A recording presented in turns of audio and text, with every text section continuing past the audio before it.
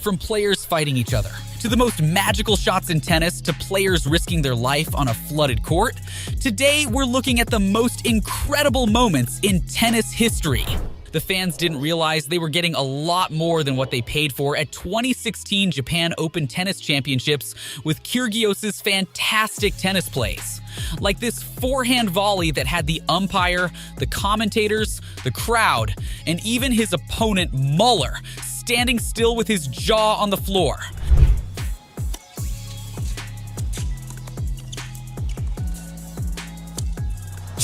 Oh my goodness, are you kidding me? Casper Ruud could have been a magician in another life. I mean, look at this net roll shot. Ruud made history that day for the most precise backhand tennis has ever seen, and for winning 3 consecutive ATP titles in as many weeks as Andy Murray in 2011.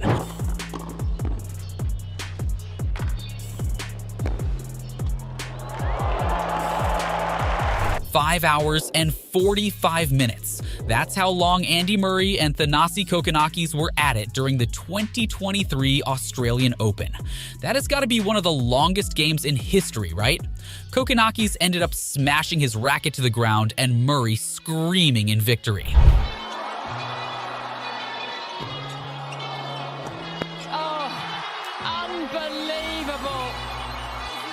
You might be dedicated to your job, but are you get hit in the face and get right back up dedicated?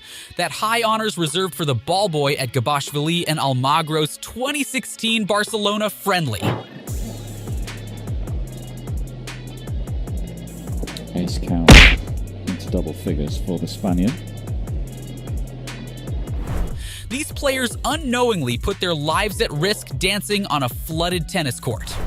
After a long day of flying all over town, this pigeon wanted to kick back its wings and relax. Unfortunately, Lucy Safarova had a game to win. It was, after all, 2014 Wimbledon. Well, some pigeons have decided to drop in on court number 3 and enjoy the tennis that's being played. Not leaving in a hurry. But have you ever seen an earthquake erupt during a tennis match? If you're either Alexander Zverev or Dominic Koepfer, you'll keep going with the game because, well, winning the ATP Mexican Open semifinal is worth sticking through the earth wobbling a bit. To be fair, you can still play the game while shaking around. But could you play in the dark? If you're wondering why the camera was just moving a little bit during that last point, it wasn't dodgy camera work. We're having a little bit of a kind of a mini earthquake here. Could you play in the dark? You'd think after splurging millions on the court, stands, and just about everything else at the Tallinn Open, they'd invest in a backup generator too. Oh my goodness. That must have been annoying for Anett Kontaveit, but she wasn't half as annoyed as Stefanos Tsitsipas at the 2023 Cincinnati Masters against Ben Shelton. It's a high-stakes game. You're ready to serve, and there's this buzzing noise. Is it a bee? No. Apparently, it's the bee woman who kept buzzing each time Tsitsipas lifted his racket. Person imitating a bee behind me. Oh yeah? Yeah. I'll take care. But it's a buzz right before I serve. Stefanos handled that a lot more calmly than Dani Medvedev would have. I mean, we all remember what happened at the 2021 Southern Open, right? Medvedev wasn't in a forgiving mood, even though he crashed into the camera in the first place.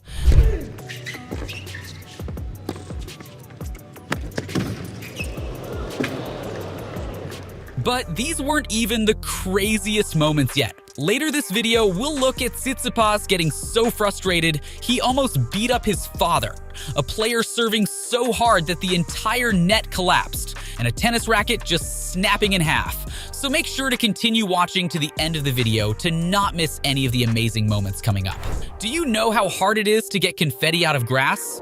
I'd imagine very, because that's what the Just Stop Oil protesters were going for when they sprayed confetti and jigsaw pieces on Wimbledon court. The protesters were kicked out to a crowd booing them as they left. Wait, please.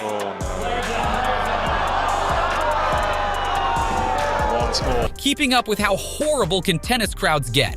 Let's revisit the time when Alexander Zverev had a fan ejected from the 2023 US Open match against Jannik Sinner when he phrased the most famous man in German history in a game. He just said the most famous Hitler phrase there is in this world. It's unacceptable. This is unbelievable. Okay. Robin Haase might not have won against Roger Federer at the 2017 Canadian Open, but he sure did win the crowd. Great joke, Roger. Sorry, Robin. Wide position just to help with the angle. The heavy kicker worked out. Nick Kyrgios featuring in this list can't be any good, right? But don't worry, Kyrgios was on his best behavior at the 2019 Wimbledon game against Jordan Thompson, yelling out, "Can't buy a serve" after a bad first serve, and had a fan yell back, "Can't buy a second either." Can't buy a first serve.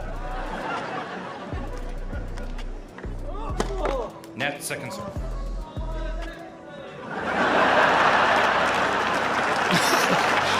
You know what they say, you can't just talk the talk, you have to walk the walk too.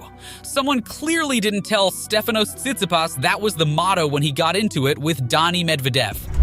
Hey Stefanos, you want to look at me and talk? Look, kid. Look at me.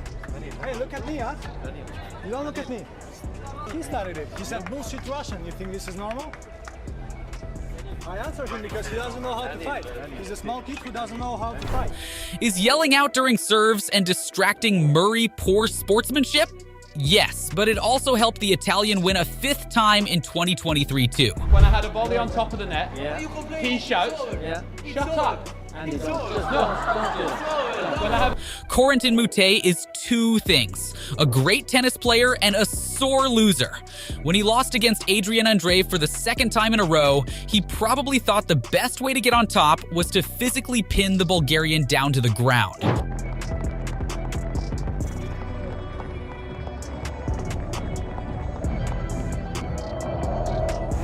Let's play a game of What Do You Know Stefan Kubek for? Your options are being the world's number 20 seed for a month in 2000, testing positive for steroids, or almost choking out Daniel Kullerer at the Austrian League in 2010. It's probably not the first two. Kullerer kept his cool, but he's no prince either. The guy has a lifetime ban for match fixing. Hey.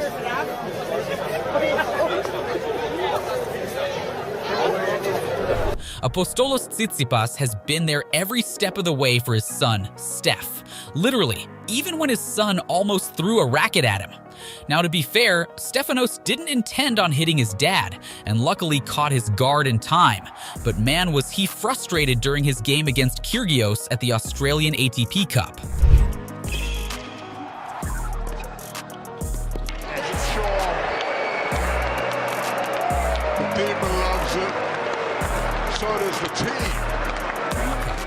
But you know who gets the shortest end of the stick no matter who's playing or how rowdy the crowd is? Yup, the umpires. Dani Medvedev, and probably the entire tennis community, has just about had it with Stefanos Tsitsipas. Are you stupid? His father can talk every point. His father can talk every point. His father can talk every point. Repeat my answer my question. The global population is split between deciding if Nick Kyrgios' water bottle was smacked at the umpire's chair, or if it slipped out of his hands. The clip makes it as clear as day, but Kyrgios is the kind of man who'd have you believe the sun's out at night. He really went with the "my hand slipped" play at the 2019 Washington Open. Yeah, no. He was fined $25,000.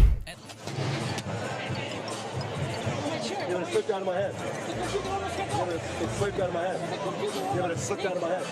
I was trying to drink and it slipped out of my head.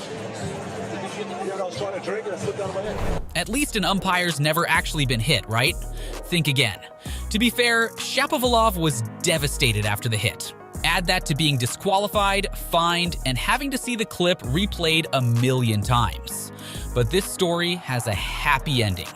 The Canadian player and the umpire, Arnaud Gabas, are actually close friends now. After Gabas had eye surgery, of course.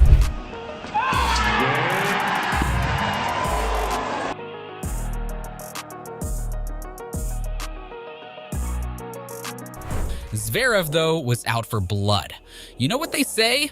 Don't beat yourself up. So Alexander decided to beat up the umpire and only barely missed. He was, however, slapped with a $40,000 fine for it.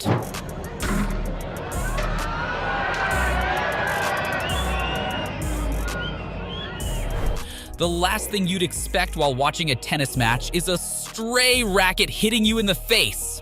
Agnieszka Radwanska swung the ball in one direction and her racket in another during the 2011 Australian Open. The look on her face when she saw she was holding about a fourth of her racket was priceless.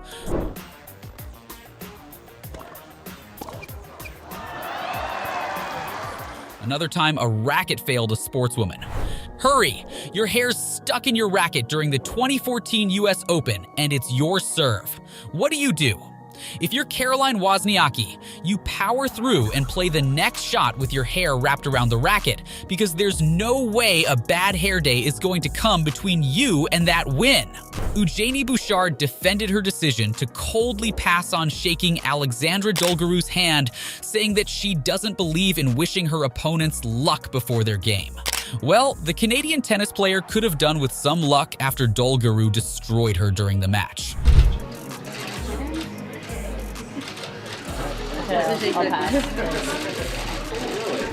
Let's talk about a more wholesome fail now. Let's be honest here. How many of us can successfully sign our names in the wrong direction for it to appear right for the person looking at the screen from the other side? Sure, not many of us have actually ever tried it out, but when you're a tennis sensation like Iga Swiatek, you have to sign your name in every which way, including on a camera lens. She attempted to sign the lens after winning against Coco Gauff at the Dubai Championships, realized she'd made a mistake, and asked for a do-over. That would have been fine if she hadn't just used a permanent marker. And just when you thought you'd seen it all, here comes Yang Xiaoxua saying, "Not so fast." At a doubles match in Hobart, she serves with so much force it brings down the net. Everyone had a laugh, even the umpire calling it in. You won't believe what just happened.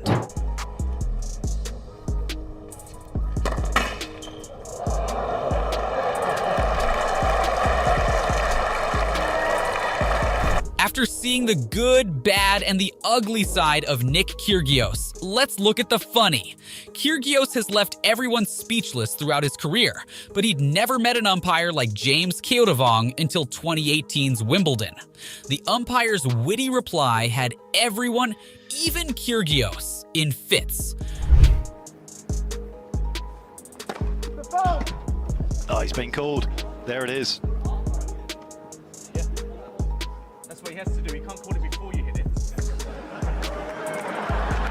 The ball.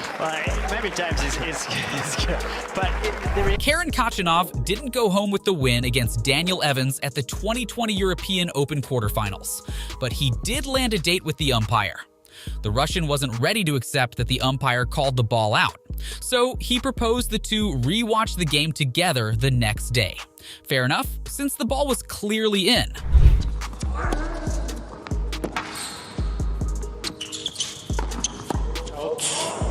he's missed it. Well, he's not convinced. I saw it. That's why I called. Okay, we will go tomorrow, today after the match, and we'll watch together. Okay? Okay? Carlos Alcaraz is the world's #2 seed, and Hugo Gaston is number 92. Now, who do you think won when the two went head-to-head at the ATP Masters 1000 in Paris? The Frenchman Gaston, playing in front of his home crowd in Paris, went from 5-0 down to winning it all. Just look at how much the fans supported him.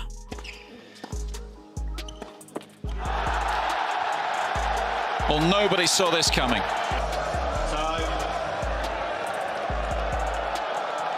Win now, surely.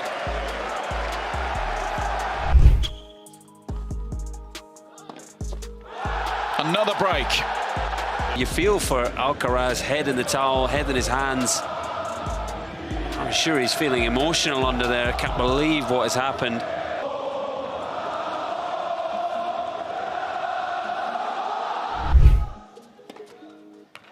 He's done it. That's one of the most remarkable sets of tennis you will see.